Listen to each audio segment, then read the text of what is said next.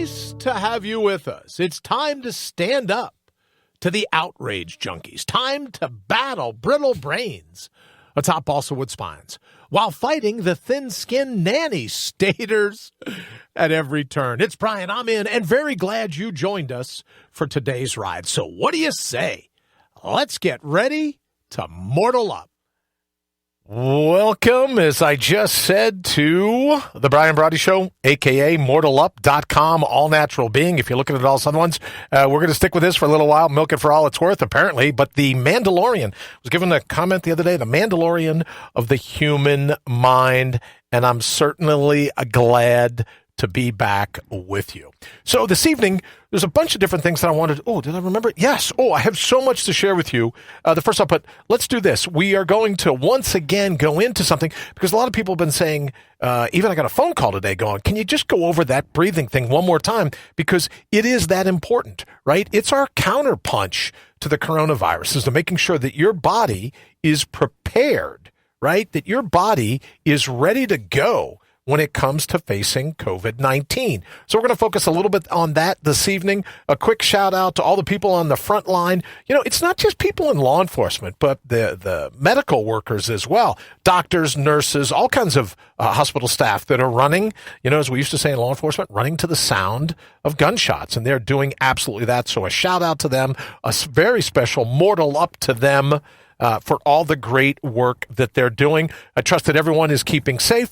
And, you know, we said a little bit earlier, and I forgot to put it up, I should have, but that we're going to talk a little bit about long before its popular meaning, PR meant personal responsibility. And a lot of what we're starting to see now is that maybe what all of this is going to do, maybe the silver lining, if you will, if you believe there is one, but the silver lining is going to be we're going to have to fall back on being personally responsible. You know, before we get into, and I'll show you the gift that I got today, but before we get into that, everyone's busy pointing at, all the governors are blaming the president. The governors in Congress are blaming the president. All the mayors and the sheriffs are blaming the governors. All the homeowners associations and other groups of constituents and even individuals are blaming all the mayors and the sheriffs. So it goes from us up to the mayors and sheriffs, up to the governors, up to Congress, up to the president. Everyone's busy pointing the finger at everybody else.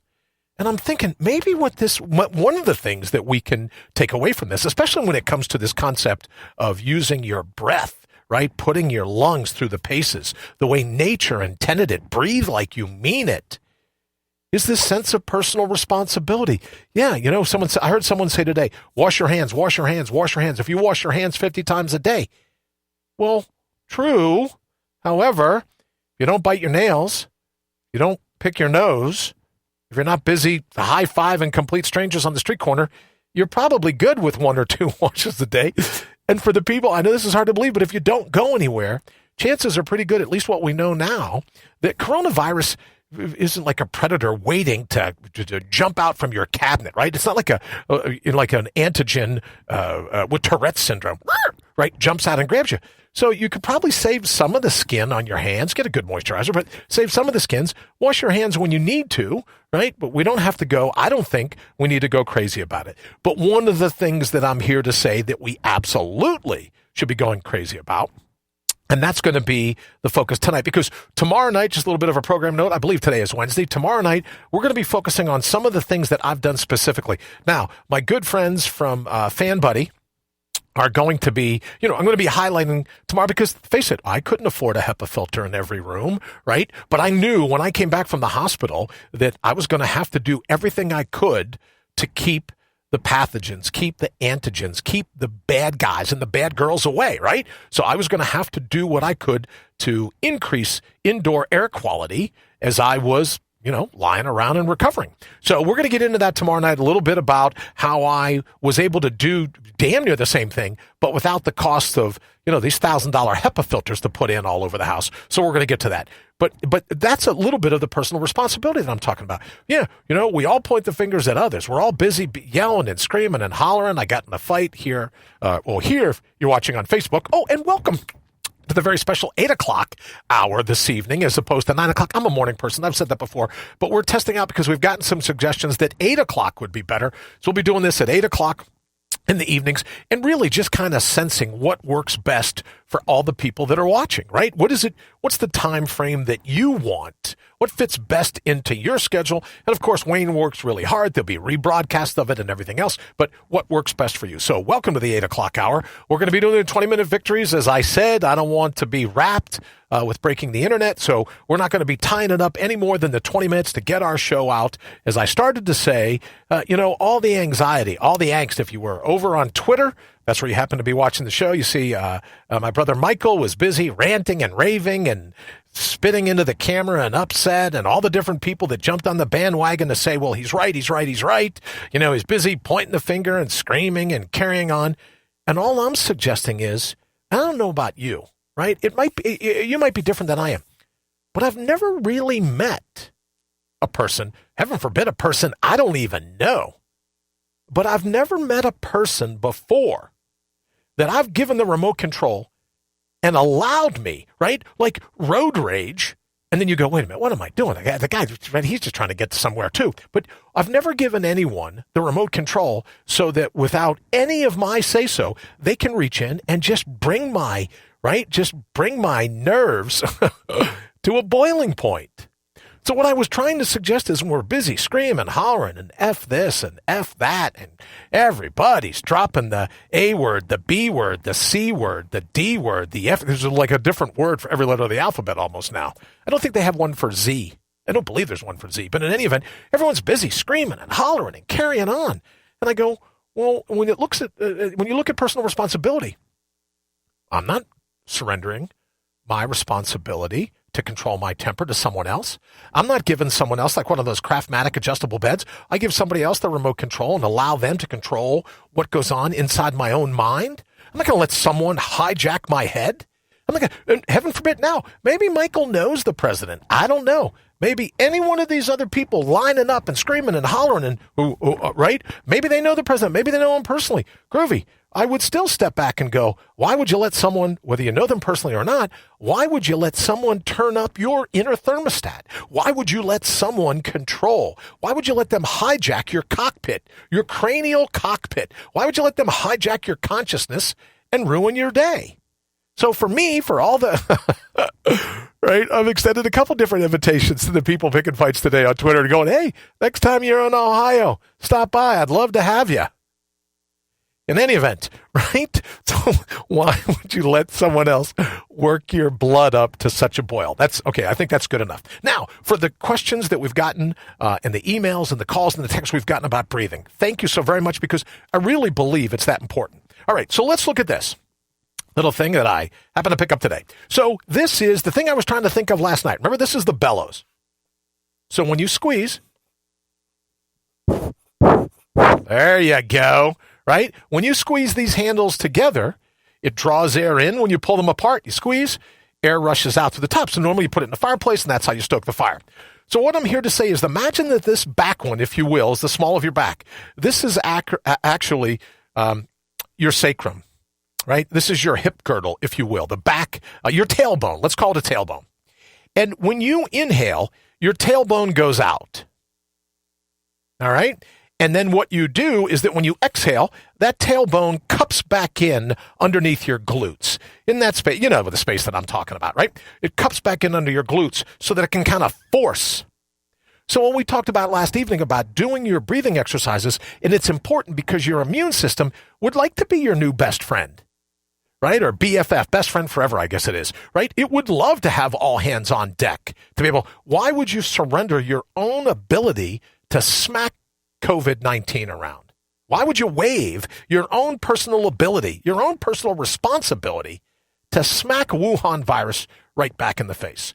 So what I'm suggesting is that when you look at this Bellows and you think, okay, here's my tailbone, it extends when I inhale, and you take your stomach and you're going like this. So your tailbone is extending out the back, your navel is extending towards the floor, you're drawing in a deep breath, right? Okay, so now as you begin to exhale and you contract both the sacrum, the tailbone, all that nomenclature, and the navel of your stomach, you begin to collapse that in. What does it do? It forces, right? It forces the air up. So what happens is when you do that and then you squeeze the muscles of your abdominal wall, right? You squeeze all the nomenclature you have on the inside. So as you inhale, you're drawing in as big a reservoir. You're breathing like you mean it, breathing the way your lungs intended it. Not with a mask on, you're getting these shallow breaths, right? Like you're breathing from your sternum. What does that tell the body? There's no reason to be panicked. Well, then it becomes, what's the chicken or the egg, right? So we are either panicked and our body goes, oh, he's breathing real shallow. She's got tunnel vision. She must be panicked. But when we do the inverse, our body goes, wait a minute, maybe we should hold those chemicals for a time. He's really panicked. Maybe we should hold off with the fight, flight, or freeze chemicals until she really needs a rush of that energy.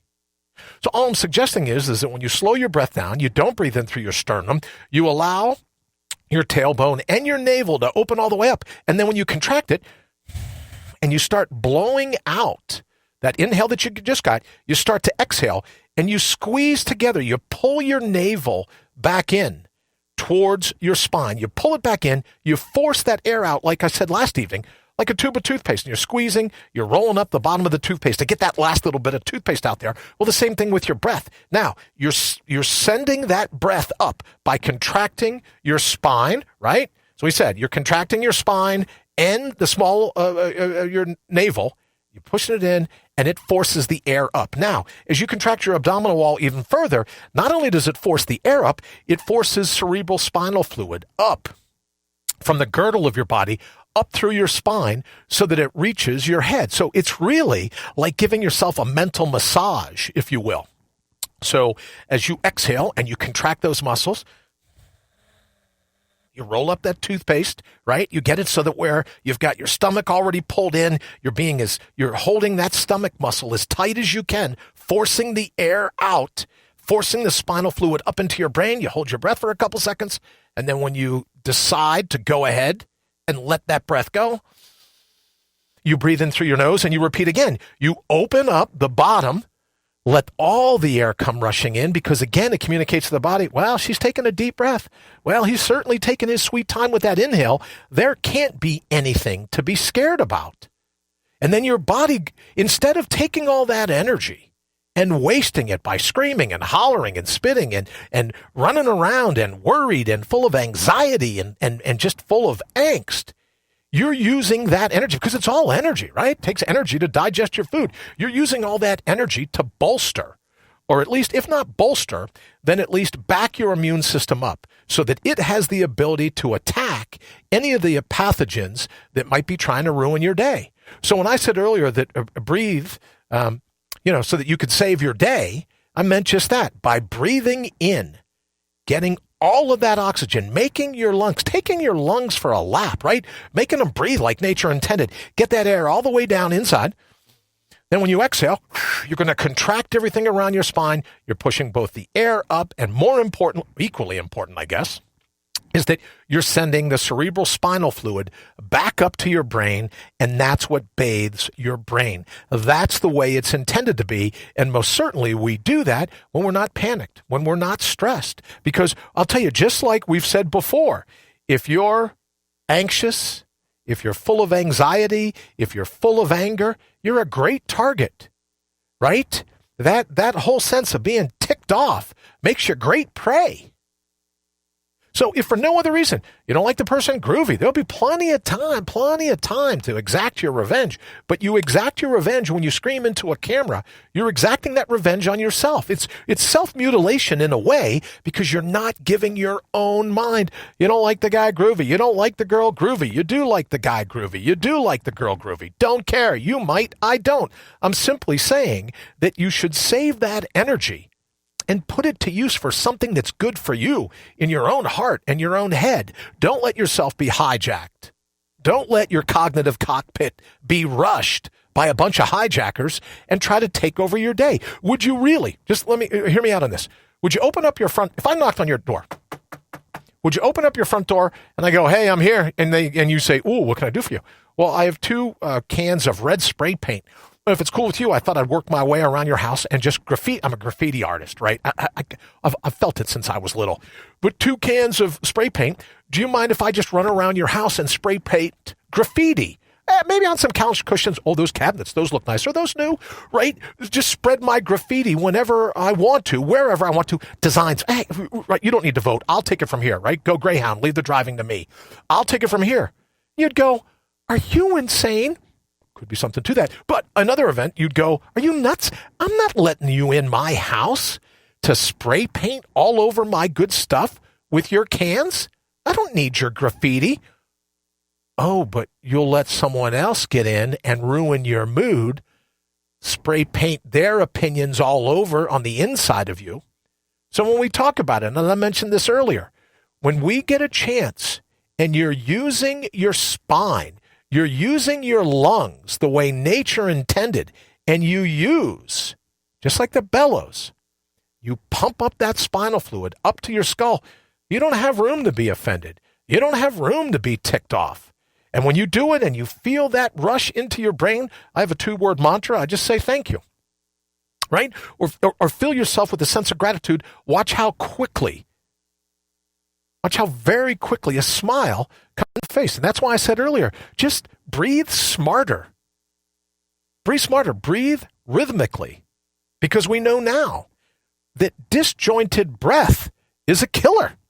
We know now that if you don't breathe the way nature intended, you're doing yourself harm. You're doing yourself a disservice. And when I feel for people that are busy screaming and hollering and cussing at people, and they're all saying, well, my word's going to make a difference. Nobody gives a flying rat's tuchus about what you and I think. Nobody.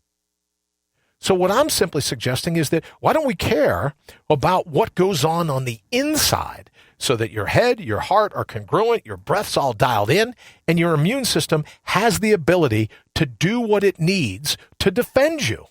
There'll be plenty of time for picking a fight. Like I said, find yourself in Ohio, stop by.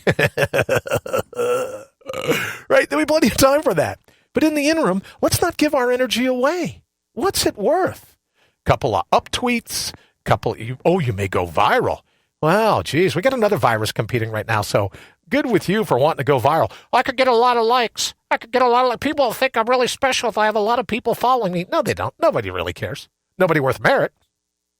So save that energy for yourself. Here's the perfect time to be a narcissist. Here's the perfect time to be selfish. Here's the perfect time to go, well, I don't care what's going on around me. I'm going to focus on my breath. And just like the length of the show, we're coming up towards the end, 20-minute victory. Do this for 20 minutes in the morning, 20 minutes in the afternoon, and 20 minutes in the evening, right? If you cut a pie, as I was saying to my friend David Ray Bowman, you cut a pie and you cut it into 20-minute chunks. You get 72 20-minute chunks in a 24-hour day. So I'm asking for 1/72 of your day to be a narcissist. I'm asking for 1/72 of your day to be selfish with your breath. Make your breath work for you. Let your chemical know that you're in charge, not them, that you're in charge of the chemicals. If anyone does any hijacking around here, it's going to be you. You're going to decide how this goes. And stop giving your energy away. With all due respect, it would be my suggestion that we stop giving our energy away